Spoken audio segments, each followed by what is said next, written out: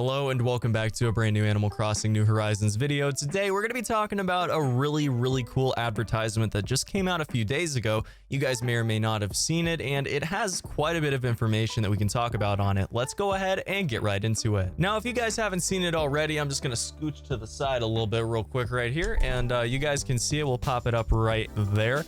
And basically, you can see there are quite a few things that we can talk about here. The main thing being obviously the brick paths and the brick stairs. Stairs obviously not being something that we could actually build in previous versions of Animal Crossing, but it does look like we're going to be able to go ahead and do that now. And it actually brings up a really interesting point that they have talked about building stairs now. They've talked about building paths. They've talked about building bridges.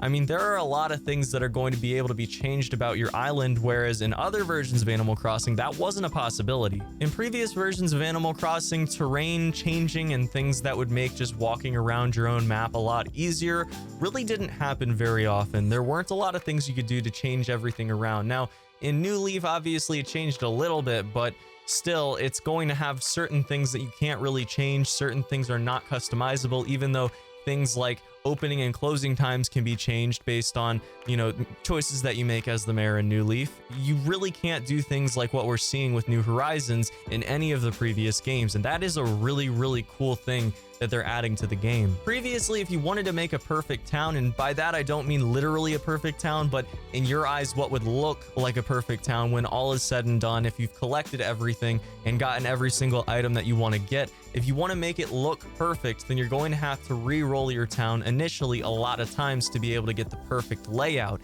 That is something that people do, and it does take quite a lot of time. Now, there is something to be said for the forced individuality of experiences that you're going to have with Animal Crossing, and by that I mean everyone's going to have a different schedule. They're going to have a different way they boot up the game, and where they go when they first boot it up is going to be different. What they do when they first boot it up is going to be different, and based on the paths that you take, based on the random generations and the terrain in the game, you're going to have different goals when it comes to figuring out exactly what you want to accomplish with your town outside of the predetermined goals that you get, like the museum. And a lot of people have been discussing this, but I really don't think it's anything to be too concerned about. I don't think we're going to be able to make identical experiences in the game if we're able to build new bridges to make our daily commute a little bit easier, or build some stairs to get up to our house a little bit easier, make it look better.